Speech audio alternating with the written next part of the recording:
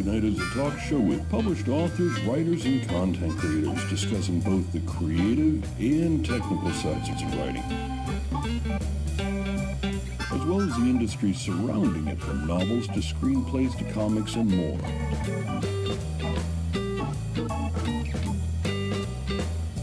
And now, here's your host, author Travis I. Sivart.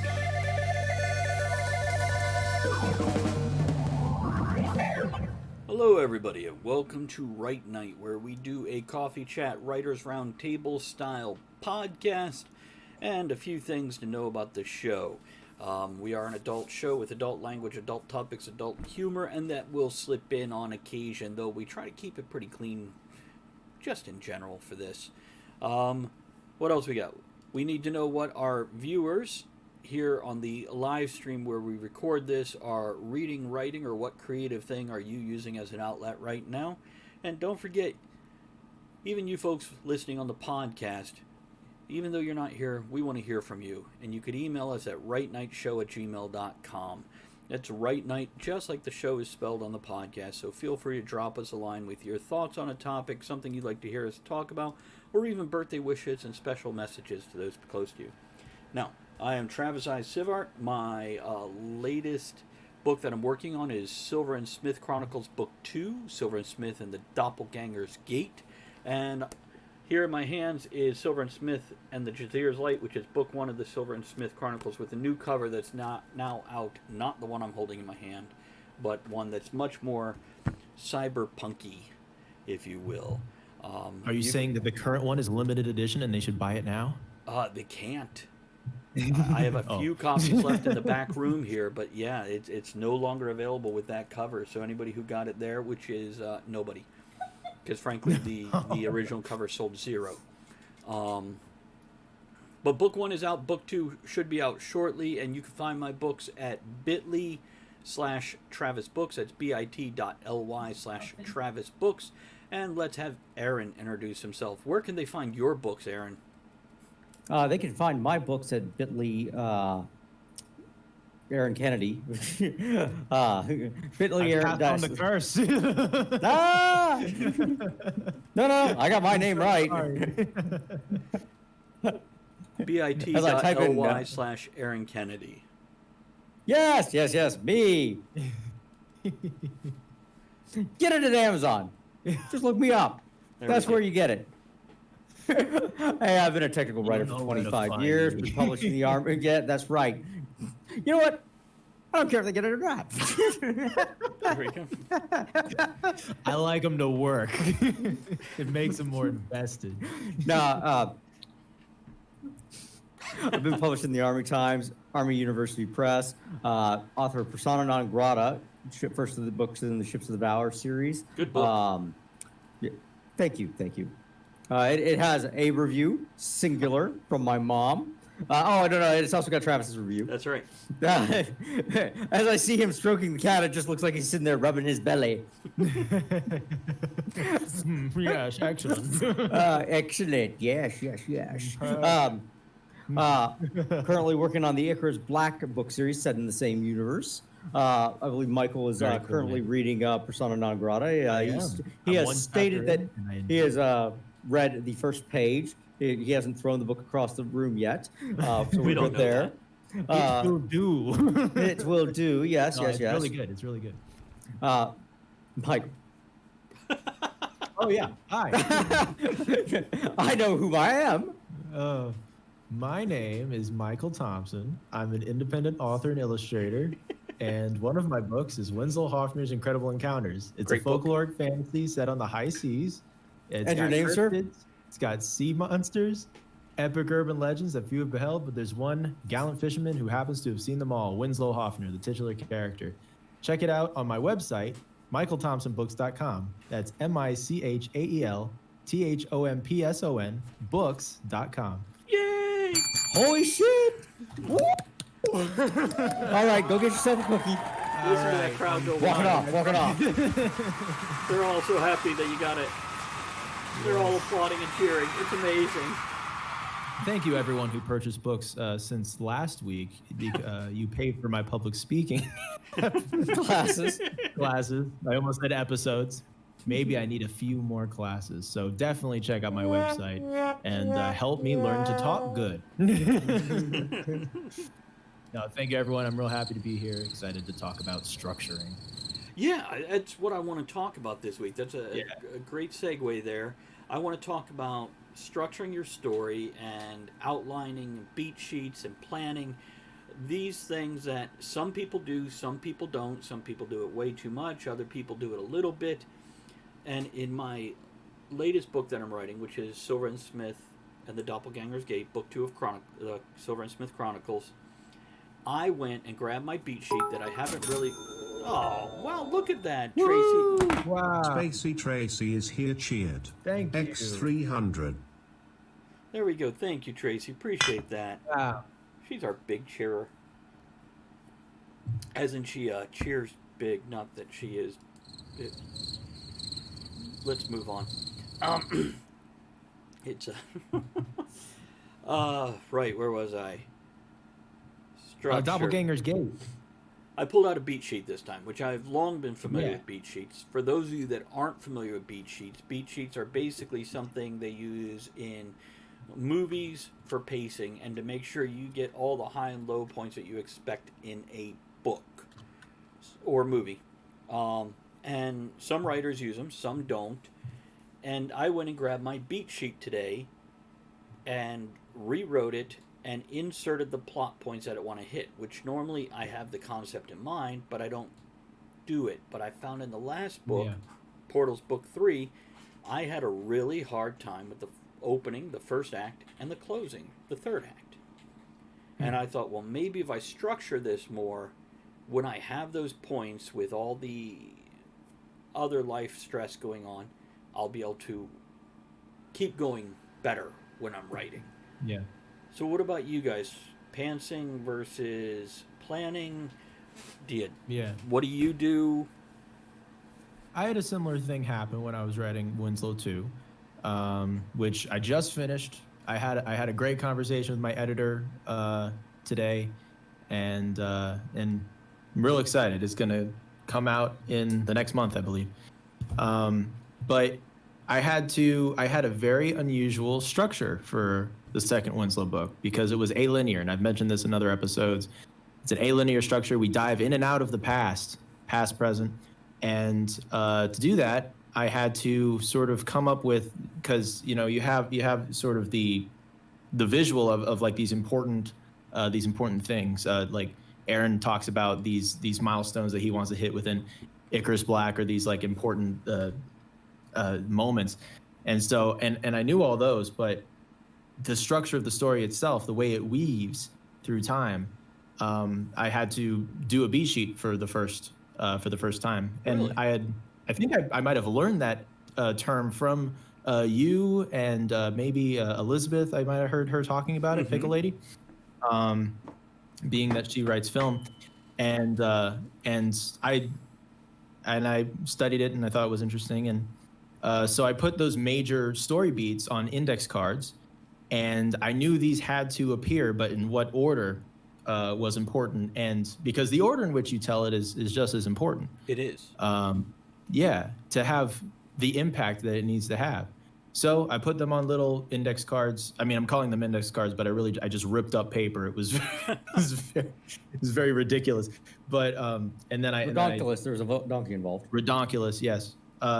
And then I had them, and then I stacked them, and that helped me get a sense of achieving that impact that I wanted to achieve. So in the second Winslow book, the beat sheet really helped, those story beats. And I had also kind of seen, I had seen it, Vince Gilligan.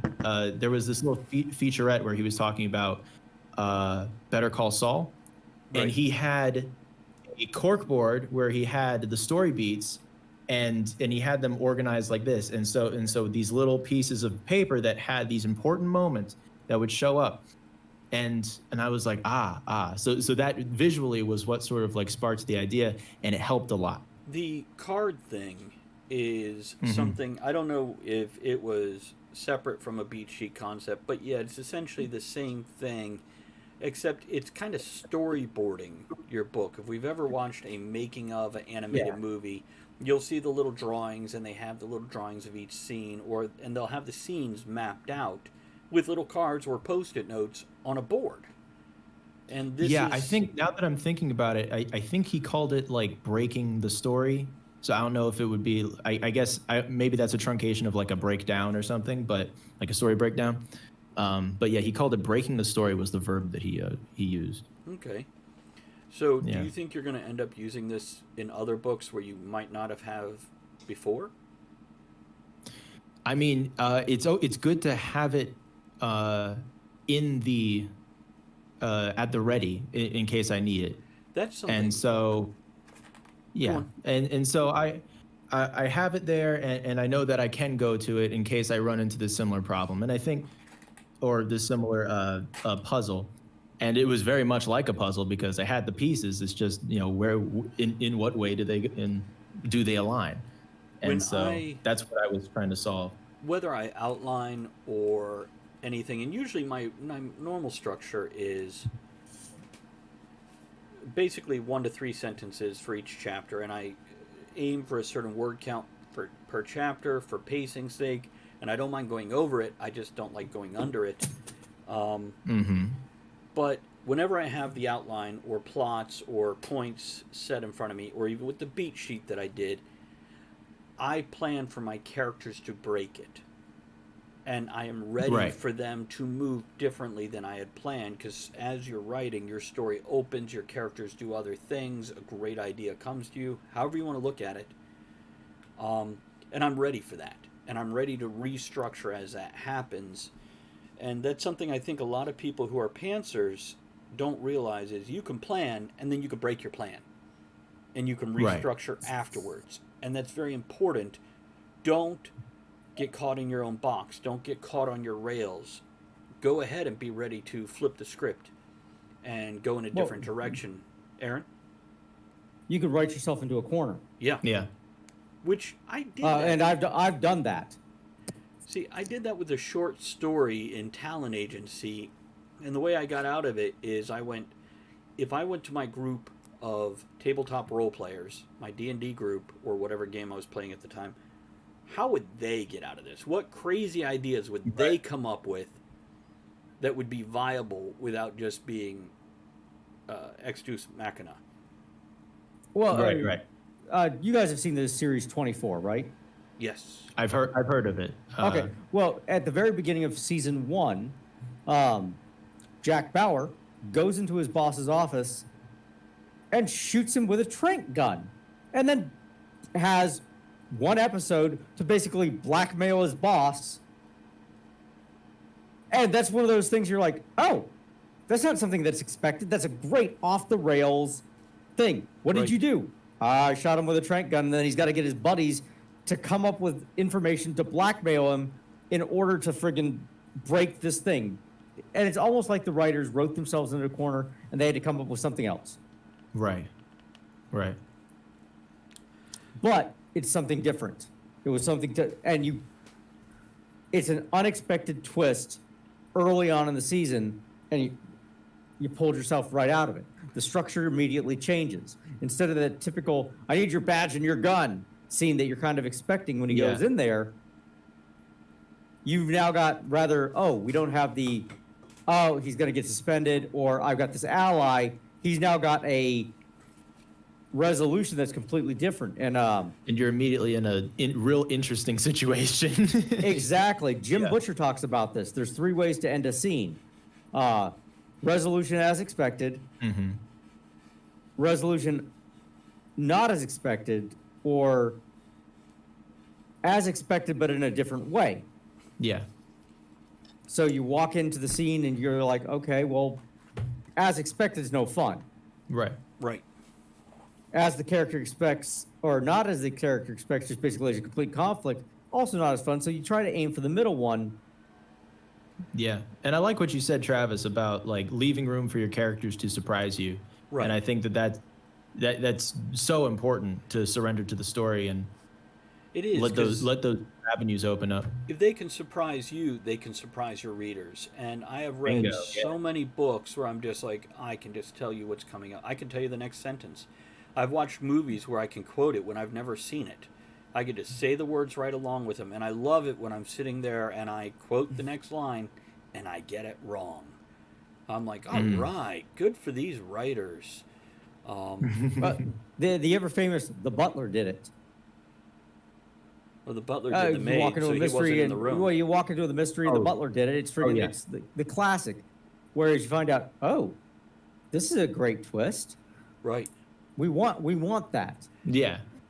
By the way, Wordowin says, I do planning for world building, mostly pantsing for story writing. And when I structure, when I plan, it's, as I think Michael mentioned earlier, I have points in the story that I know have to hit, or elements that I want to bring out, or plots that I want to bring to light. But how they get from here to here, that's all pantsing. I don't super structure everything. Clue, says Wordowin. Yes. Clue. Great movie if you guys haven't seen it. Really worth seeing. Yeah, I never saw it.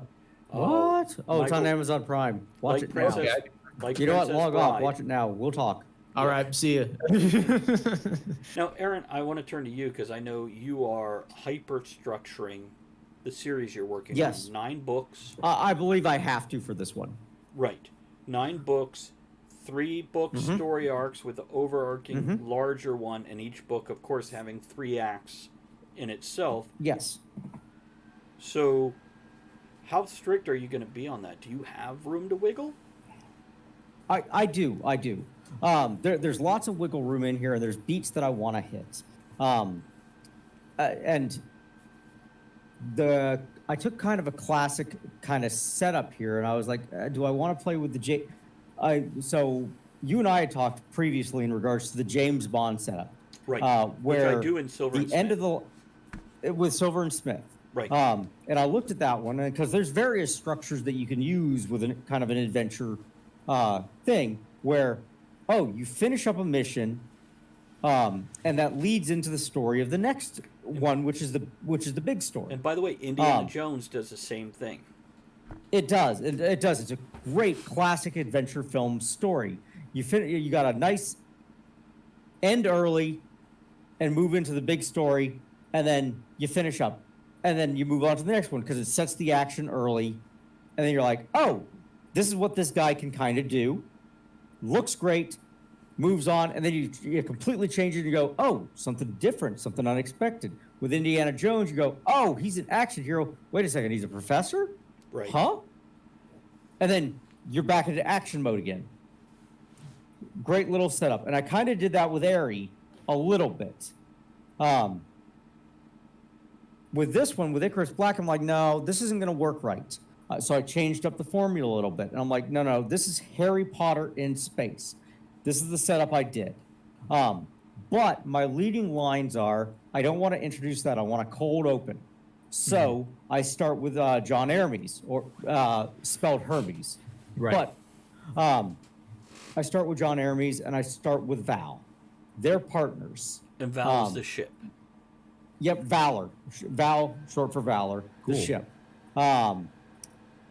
First of the ships of Valor. Federation Hospital Ship 1, Valor. John Hermes, former mariner, currently in possession of Valor. They are inside the Charlemagne asteroid field. Or mining field as it is. Nice. That's where I've got them at. Chapter 2 explains why they are there. Icarus Black lives in that field, specifically on Paladin Station. Also where the specific asteroid that they are located at.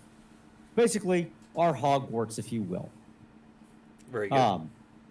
The Adventure 1, Book 1, takes place in our little bubble, in our freaking closed set that is taking place here. That is our structure for Book 1. You know what? When you're done, or if you want me to interrupt now, You can interrupt now. A lot of people, when I'm writing, one of the biggest questions I get is world building. Now, my general advice on world building is your world, when you start, is where your characters are. If that's one room, that's the only world building you need to do, that room.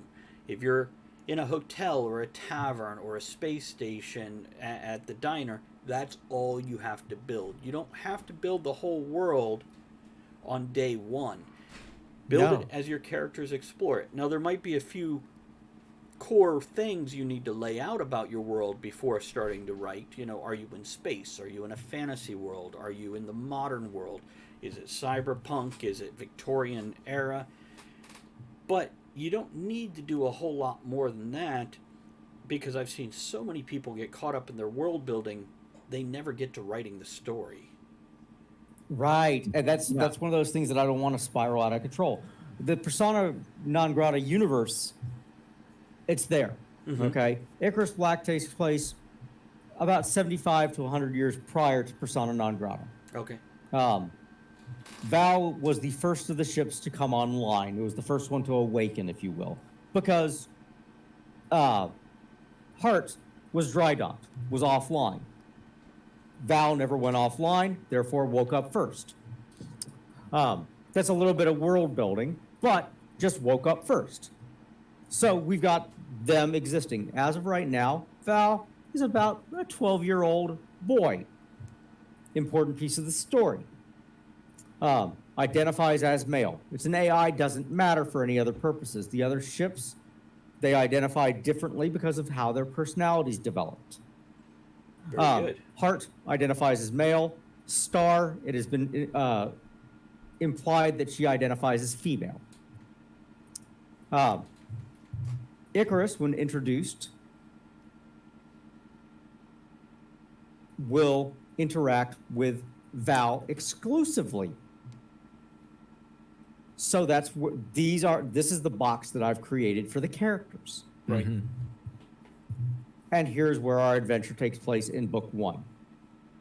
Yeah. With our Maslow's hierarchy of needs themes, and our structure revolves around that.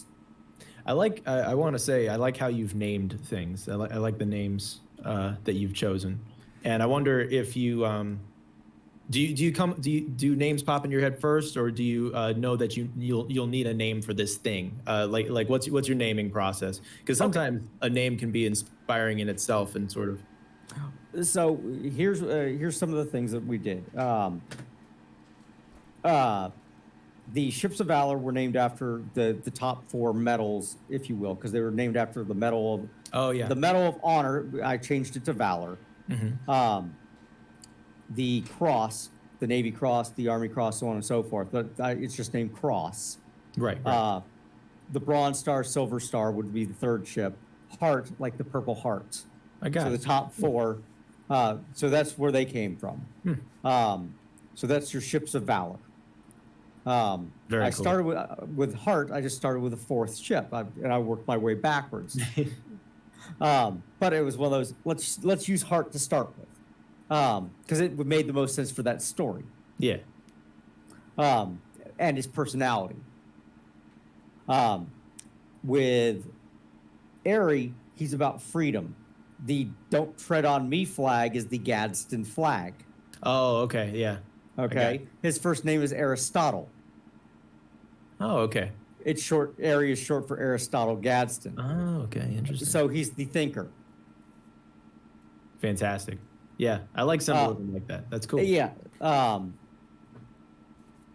ahead, Travis. Another concept is keep in mind when world building, character building, building your character's personality is world building. You're building your character's inner world. And Yeah. instead of focusing so much on when you're planning before you start to write, world building inside your character's head is somewhat important too. And this is again something I would point at everybody who's like, I'm worried about world building. Well, worry about your character. Get to know them a little bit if you can. I often discover my characters as I write, as opposed to doing a lot of planning on them. So I can't necessarily speak to that with authority, but yeah, it's important when building those worlds to realize your character's mental state, what their wants and needs and environment internally is like. Yeah, yeah, that's a good way to do it. I think, it can be a quagmire that you can get sucked into if you world build, because I think people get sucked into it because it's so much fun. Yeah. And it's Oh, like yeah. laying down the board on which to play the game, and it's like, oh, this is gonna go here, this is gonna go here. And then the trouble can be that you've made so much cool stuff, and then you want to show it all, but it may not necessarily like exist naturally within the structure that you've set for it. I see that in gaming worlds a lot. Whether they read a pre-written book or create their own situation, the game master becomes so enthralled in, hold on, you got to look at all the stuff I made up. Yeah. You lose the characters in all this other stuff. And the same for writing a book is you don't have to make it all up. It can come into play later, or it can be created later. I had made this one shop that I was really excited that I DM'd for the first time many months ago, like before the lockdown started, and I made this little shop, and I was so excited for people to go there, and no one wanted to go there, and so I kept like giving them coupons for the shop, and like being like, oh hey, there's a sale going down over here, and stuff, and then eventually, finally, one person wanted to go, and I was like, yes, because I had a trap set there. But it was really funny. But yeah, I think my rule for that is always like be as specific as you can. Don't let it take over, but be as specific as you can with what's in front of your characters, and give that feeling that it lives and breathes and exists beyond what you're seeing. Right. Yeah. What? And see, I take a semi-opposite approach in some ways. I don't necessarily have to describe everything, because you know what a bar looks like, you know what a chair looks like. Right. Mm-hmm. So you're going to fill in the gaps in a lot of ways. You don't know how somebody feels in there. And you said you just recently read the first chapter of Persona Non Grata. Mm-hmm.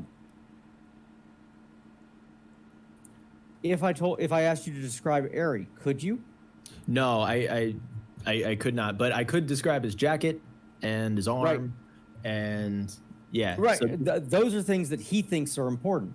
yeah, and that's sort of like, it's like the lens of the story. It's like what we're focusing on.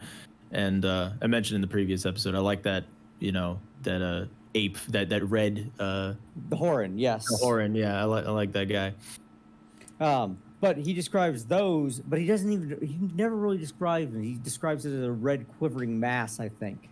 Yeah, he was. I liked how there's like a little bit of world building within the narration that Eri's doing. He's his personality is affecting how he's describing them. Like he calls it like detestable and ugly, and then he mentions, because he seems like a technically minded guy so far, he mentions like the use of their camouflage being great on their planet, but not great anywhere else, because it's bright red, 3 shades lighter than the jacket that he was wearing. So I thought that was great. Yeah. Stephen King, in his book On Writing Memoirs of the Craft, says your readers will fill in the description themselves. If you say this guy looked like an old boxer, everybody has a mental image. You don't have to describe it more. Just like if you mention a burly guy with a beard who looks like he lived in the country all his life, everybody's getting a mental image. And you don't have to mention the flannel and the jeans and the, whatever else. It's also a component of pacing, because the more fine your description, the the longer it takes for you to do that, it can slow down the story, and that can be purposeful, but like it can get to a place where like things may seem like they're moving in slow motion, Right. And that can be purposeful, or it might not be. And if it's not, then you want to be as specific as possible, as succinctly as possible. Mm-hmm. Yeah. And that's where editors come in handy, or beta readers. Yeah. Beta readers are a godsend. Mm-hmm. They are a special little group. I want one. What do you feed them? So, books. And do I have to have a basement to keep them in? Chapters. Chapters, little paper, a little bit of paper. No, but you were asking about like names and stuff. Yeah. So friggin' Icarus Black, I used kind of the Artemis Fowl kind of concept in the Harry Potter. I was like, you want something that's unique, but not so unique that it friggin' has a big hit. And I liked the name Icarus because it kind of fell into the same name as the Artemis thing. And I wanted something not crazy for a last name.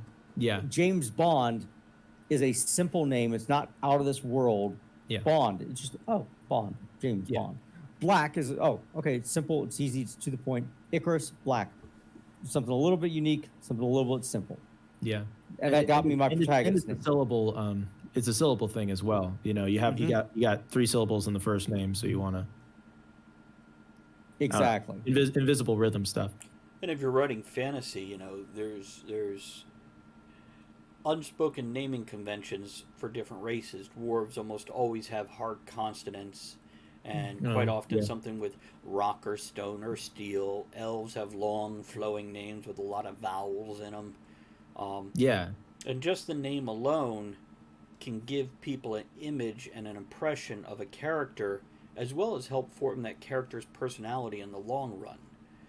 In Portal's Torrance the Barbarian, I mean, with a name like Torrance, yes, as in the word and the name, actually, both ways, or, you know, whereas Nathan is a much more mellow name. You don't imagine Nathan being somebody who's going to be a shouter. Well, friggin' Terry Pratchett did friggin' Cohen the Barbarian. Right. And you just definitely don't imagine him as the in-your-face type guy. Definitely imagine a meeker barbarian there. Well, he's described as kind of an older Jewish kind of guy, but he's old, but he had no things. And then when he replaced his teeth with diamonds. Oof. Interesting. That sounds painful. Yeah. In the Winslow series, Winslow refers to everyone by their last name, so I have to make sure that the last name is good with the people that at least he's going to be speaking to. So it has to sound good in dialogue and from Winslow's voice, you know, like Chaplin, you know, stuff like that. That's make me looking at the names I have for my new book. Let's see, we have names like the one of the antagonists, his name is Byron Savage, and he'll be the competitor bounty hunter in book 2. Whereas the guy from the corporation that's hiring him, his name is Sevian Sims. So, and he goes by very Sims. sharp sounding. Yeah, well, it's also got a lot of sibilant noises in it. Sibilant, yeah, like a snake. A little slimy, a little slithery. And yeah.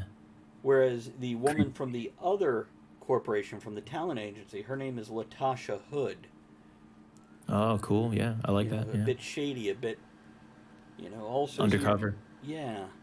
And then Sneaky. I don't know where these two are going to come in, but there's siblings, Xavier Gray and Kiesia Gray. And we'll see where they come in. I just have Xavier Gray. I like the A sound. I like that shared A sound. Yeah. See, I'm doing one of the guys I got coming on later on is Jordan Nasir. Yeah. Interesting. It's a nice gender neutral name, or at least able to cover either gender. So, yeah, it's names are important, and if they're not, then they will become important down the road because it's an identifier. I mean, how many name changes did Luke Skywalker go through? Yeah, he was Star Killer originally, and that was a little too intense. Yeah, well, they named every other fucking battleship after that. They had the video game character in The Force Awakens was named Star Killer, and then later on when they wiped the expanded universe clean, and they took that name and made it the Legends. Oh, by yeah, the they made it way, Legends. And fun fact, spoiler for Mandalorian for anybody. I think they mentioned Thrawn in Mandalorian. Well, Thrawn was reintroduced in Rebels. Rebels, so he's Yeah. back in the expanded universe. Right. Mm-hmm. Yep. So, Yep. good stuff there. And I'll talk more about that afterwards. Are you guys keeping up with Mandalorian? I don't have Disney Plus, but I hear the news and stuff. I am not current. Okay, then I won't talk about anything current. Never mind. We'll wait on that one. I don't mind spoilers. Not on air. When it comes Definitely to that, not on I'm air. not It'd gonna be watch it. different if we're talking about the original trilogy. Yeah, I'll spoil the hell out of that because it's 40 years old. But yeah, the ones that are out now. His father is who? No, that's a doctor. Different series. So what's the most important thing in structuring and planning for you guys? Foundation. A structure's a house of cards. If you don't have the foundation, the thing ain't gonna work. For me, it's pacing. Yeah. Michael? Yeah. I don't know. I mean, I kind of do a mixture of both the planning and pantsing, and it's just a matter of like how long I've had to think about it before I have a chance to jump in and write it. But there's things that will always be spontaneous. What's the things that you always plan? I think there's certain like visual things. There's usually like there might be one like really important line, like a few really important lines, but otherwise all of the dialogue other than that will be like in the moment when writing it. Right. Everything else, the things that would come to me early would be like visual stuff. And now World of the Orb is a really visual book, which so I had a really good idea of what was going to happen across the book. Not the dialogue, but it's so imagery. It's so much about like discovering and moving through and going on this big sort of voyage and traveling across these strange lands and these different societies and stuff. But Winslow tells the story. It's a framed story. Writer Noah is now following. Things that were important though to the structuring of Winslow.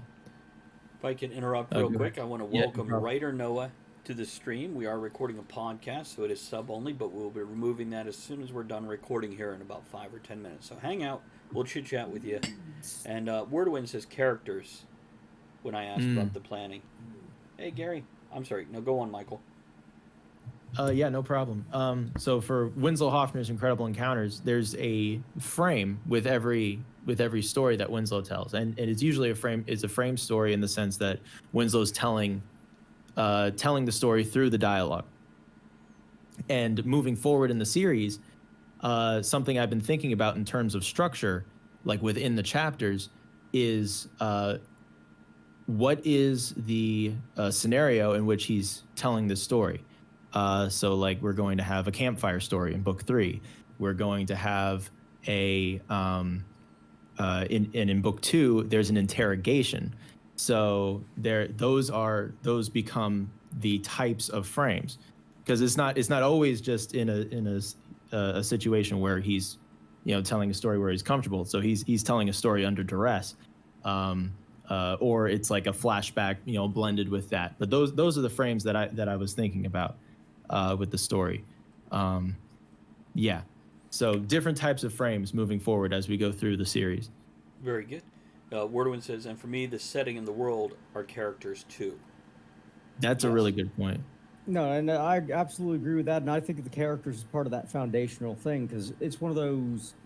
When I talk about Icarus Black or John Aramis or friggin' Val, those are foundations. Yeah.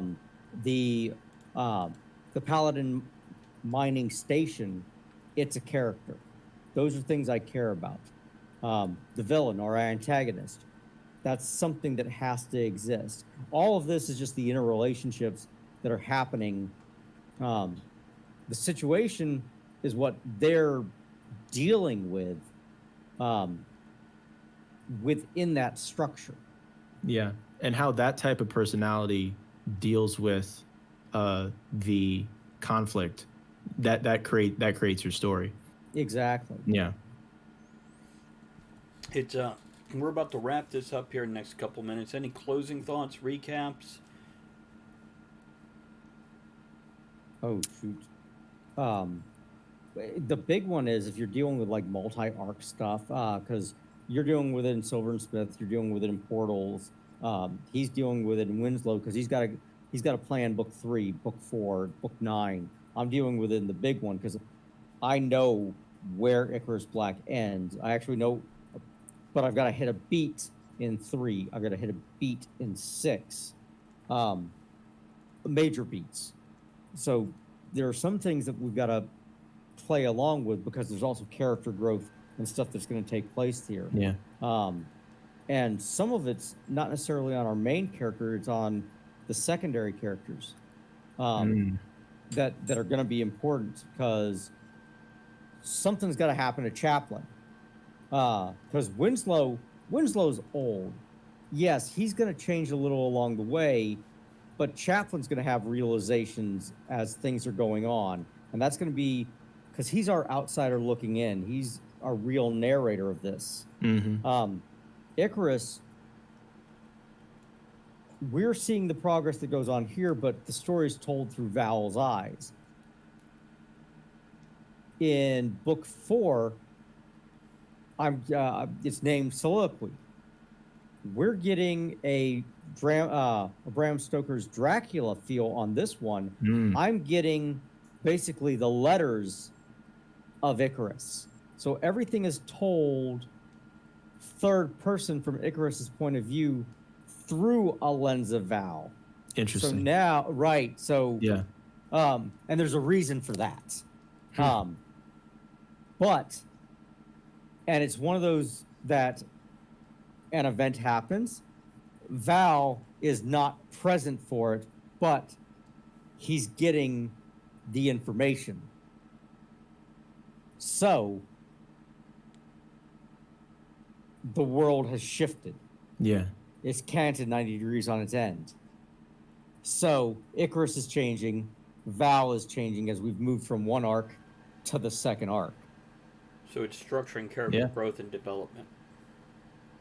Huge structure, but it's also coming along with that Maslow's hierarchy of needs as we move from our basic needs into our second tier. Right. Yeah, and all of this is about creating an experience, and like, what's the best way to translate that experience?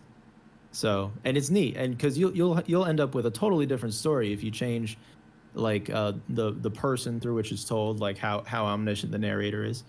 How much do we hover above here, or how much are we like right there, and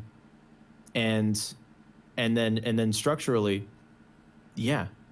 So it's all very important. It's all those foundational things, like you put it, that creates that helps build the story itself. I like everything that we talked about today. It's really interesting when you sort of like look back and then meta analyze what you've done and the puzzles that you've had to solve, like to best serve the story. And what I'll say about structuring is I feel some is important, just so you keep your pacing and you don't wander too far from keeping that story moving. That's why, for me, structuring is important, to keep that story moving and keeping it fresh and hitting those points and those beats along the way that people unconsciously crave and look for. And also making sure it's free enough that you can break out of that when your characters do something unexpected. Now, I'm going to go and wrap this up. I want to remind everybody, if you have questions or comments and you weren't here for the live show where you could comment, you can always write us at, or email us at rightnightshow@gmail.com, spelled just like the podcast name. Also, you can send out birthday wishes to your loved ones or messages. Please keep them within terms of service. Other than that, I want to remind you guys, don't forget to support the other podcasts, such as Talk of the Tavern, which is toast, topics, and tangents, and Stealing for Survival, which is our medieval fantasy apocalyptic tabletop role-playing game. It takes place in the same world as Portals and the Downfall series. Other than that, I want to thank everybody like Spacey Tracy for throwing those bits, all the subs, hosts, raids, and the folks who purchase merchandise. And if you do want to get a Right Night t-shirt or a pint glass for Talk of the Tavern or one of our safe for work but naughty shirts or pint glasses, you can find those at bit.ly, that's bit.ly/tavernmerch, or bit.ly/tavernmerch2, that's the number 2, and those are the pint glasses. Other than that, let's see, what do we got here? Thanks to our Patreon folks, such as Triple U and Ethan Strauss, for supporting us each and every month, as well as our folks on PayPal with their monthly subscription, like Musical Wizardry and Berta. Okay, guys, thank you for a great show. We are out of here, and we will catch you again next time.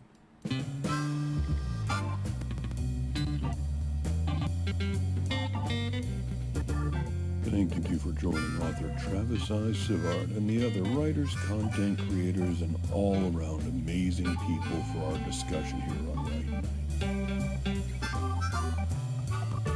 Join us again soon, and until you do, make sure you create with passion, enjoy the journey, and remember, every night can be right enough.